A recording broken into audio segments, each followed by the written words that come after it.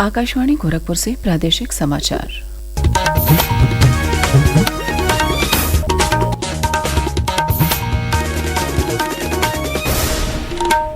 नमस्कार, समाचार बुलेटिन के साथ मैं शिवानी अरोरा। पहले मुख्य समाचार।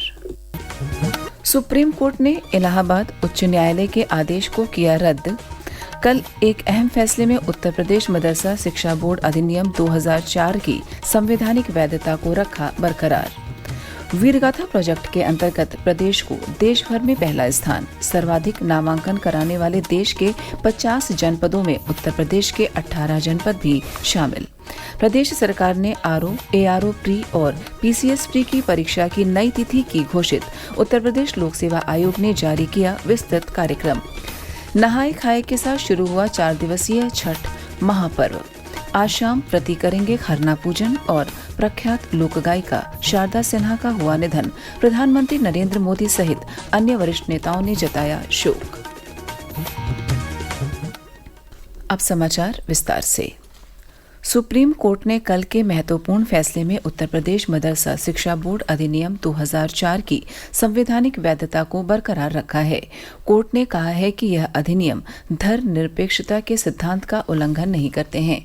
भारत के मुख्य न्यायाधीश डीवाई चंद्रचूड़ और न्यायमूर्ति जेबी पादरीवाला और न्यायमूर्ति मनोज मिश्र की खंडपीठ ने कल 22 मार्च के इलाहाबाद उच्च न्यायालय के उस फैसले को रद्द कर दिया जिसमें इस अधिनियम को असंवैधानिक और धर्मनिरपेक्षता के खिलाफ घोषित किया था। शीर्ष न्यायालय की इस व्यवस्था के अनुसार प्रदेश में मदरसे काम करते रहेंगे और सरकार को शैक्षिक मानक निर्धारित करने का अधिकार होगा।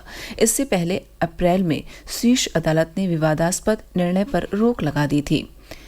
सुप्रीम कोर्ट ने यह भी कहा कि मदरसा बोर्ड फाजिल कामिल जैसी उच्च शिक्षा की डिग्री नहीं दे सकता क्योंकि यह विश्वविद्यालय अनुदान आयोग अधिनियम के विपरीत है।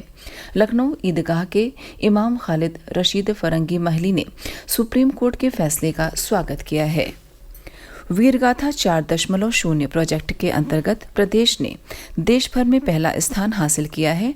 देश में सर्वाधिक नामांकन कराने वाले 50 जनपदों में उत्तर प्रदेश के 18 जनपद शामिल हैं। पेश है एक रिपोर्ट। वीरगाथा प्रोजेक्ट रक्षा मंत्रालय और शिक्षा मंत्रालय भारत सरकार का एक संयुक्त कार्यक्रम है। इस परियोजना का उद्देश्य स्कूली छात्रों के बीच वीरता पुरस्कार विजेताओं और सशस्त्र बलों के कर्मियों के बहादुरी के कार्यों और उनकी प्रेरणादायक कहानियों को बढ़ावा देना है। वर्ष 2024-25 में वीरगाथा 4.0 प्रोजेक्ट के तहत 16 सितंबर से 31 अक्टूबर तक स्कूली छात्रों के ऑनलाइन नामांकन आमंत्रित किए गए थे। इस दौरान उत्तर प्रदेश ने अपने उल्लेखनीय प्रदर्शन से दिल्ली और बिहार जैसे राज्यों को पीछे छोड़ते हुए प्रथम स्थान प्राप्त किया। देश में सर्वाधिक नामांकन कराने वाले 50 जनपदों में पीलीभीत ने दूसरा स्थान हासिल किया है। आकाशवाणी समाचार कक्ष से राघवेंद्र त्रिपाठी। केंद्र सरकार ने आवश्यक खाद्य पदार्थों की कीमतों को स्थिर रखने के साथ साथ किसानों को उचित मूल्य सुनिश्चित करने के लिए कई कदम उठाए हैं। इस क्रम में उपभोक्ता खाद्य तथा सार्वजनिक वितरण मंत्री प्रहलाद जोशी ने नई दिल्ली में भारत ब्रांड चावल और आटा योजना के दूसरे चरण का उद्घाटन किया। Bharat brand rice and Bharat brand आटा शुरू करने का निर्णय करके हमने लॉन्चिंग किया है। चावल 34 रुपीज में, आटा का under Bharat brand will be available at the MRP not exceeding 30 rupees. Lok Sabha में विपक्ष के नेता राहुल गांधी कल एक दिवसीय दौरे पर अपने संसदीय क्षेत्र रायबरेली पहुंचे। यहां उन्होंने जनप्रतिनिधियों के साथ जिला अनुश्रवण और निगरानी समिति की बैठक की अध्यक्षता की। इससे पहले राहुल गांधी ने पीपलेश्वर मंदिर में दर्शन किया। इस मौके पर उन्होंने नगरपालिका द्वारा निर्मित शहीद चौक का उद्घाटन और कई सड़क परियोजनाओं का शुभारंभ किया। उनके साथ अमेठी से सांसद किशोरीलाल शर्मा भी मौजूद रहे। मथुरा में 11 दिवसीय ब्रजरज उत्सव का कल शुभारंभ हुआ। मेले का उद्घाटन कैबिनेट मंत्री चौधरी लक्ष्मी नारायण और सांसद हेमा मालिनी ने किया। ब्रज रज उत्सव के प्रथम दिन फिल्म अभिनेता आशुतोष राणा ने हमारे राम की प्रस्तुति में रावण का अभिनय कर समा बांध दिया। इस अवसर पर कैबिनेट मंत्री लक्ष्मी नारायण ने कहा कि इस मंच पर पूरे देश के संगीत की झलक देखने को मिलती है। ये बहुत अच्छा एक संगीत की विभिन्न विधाओं का ऐसा संगम है कि जो अन्यत्र देखने को कहीं नहीं मिलता है। मुख्य इसका जो उद्देश्य था वो यही था कि जो हमारी पुरानी संगीत की विधाएं हैं वो पुनर्जीवित हों, वो प्रचलित रहें। ब्रज भूमि में जो अनेक प्रकार के हमारे ब्रज के संगीत के कार्यक्रम हैं वो भी सब यथावत बने रहें और उनका विकास करना है। यहाँ जो लोकल भी हमारे कलाकार हैं उनके विकास के लिए भी ये एक बहुत अच्छा माध्यम है। प्रादेशिक समाचार आप आकाशवाणी गोरखपुर से सुन रहे हैं। यह समाचार बुलेटिन हमारे YouTube channel AIR news Gorakhpur और एक्स हैंडल AIR news_GKP पर भी उपलब्ध है। प्रदेश सरकार ने आरओ, एआरओ प्री और पीसीएसपी परीक्षा की नई तारीख का ऐलान कर दिया है।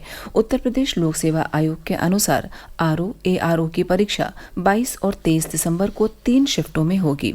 आरओ, एआरओ प्री की परीक्षा में 10.76 लाख अभ्यर्थियों ने आवेदन किया है, जबकि पीसीएसपी परीक्षा 7 और 8 दिसंबर को 2 सत्रों में होगी। यह परीक्षा प्रदेश के 41 जिलों में 2 सत्रों में होगी। परीक्षा को लेकर सभी प्रकार की तैयारियां प्रारंभ हो गई हैं। नहाय खाए के साथ लोक आस्था का महापर्व छठ की कल से शुरुआत हो गई है। छठ व्रती आज शाम खरना पूजन करेंगे।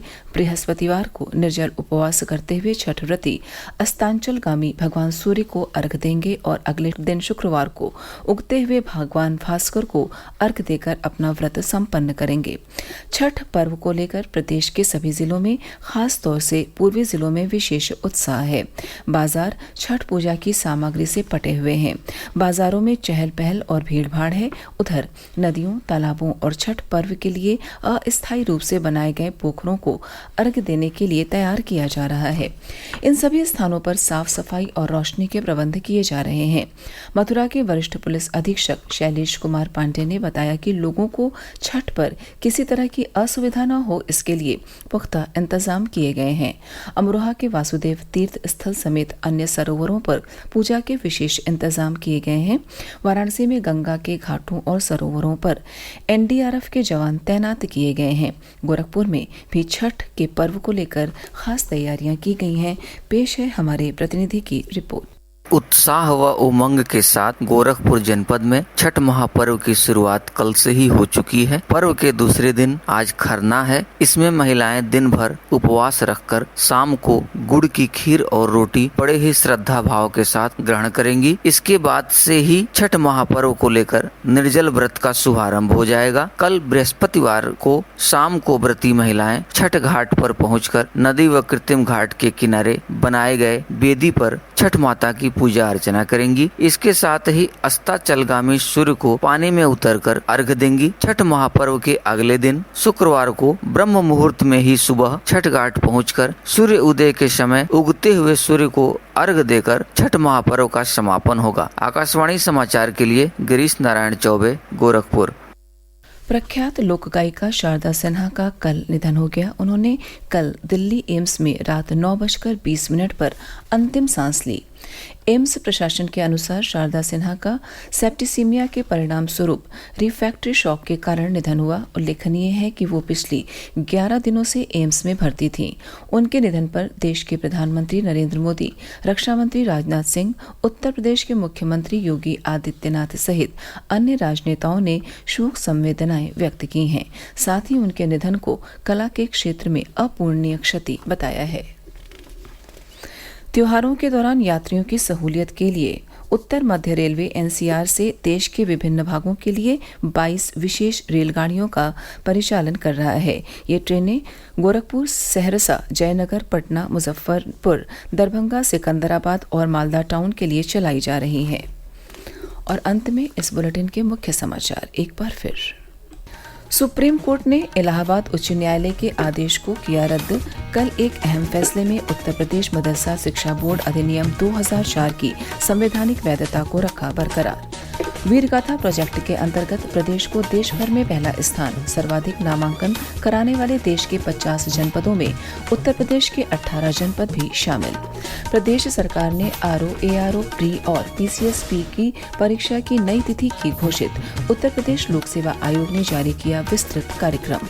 नहाए खाए के साथ शुरू हुआ 4 दिवसीय छठ महापर्व। आज शाम प्रति करेंगे खरना पूजन और प्रख्यात लोक गायिका शारदा सिन्हा का हुआ निधन, प्रधानमंत्री नरेंद्र मोदी सहित अन्य वरिष्ठ नेताओं ने जताया शोक।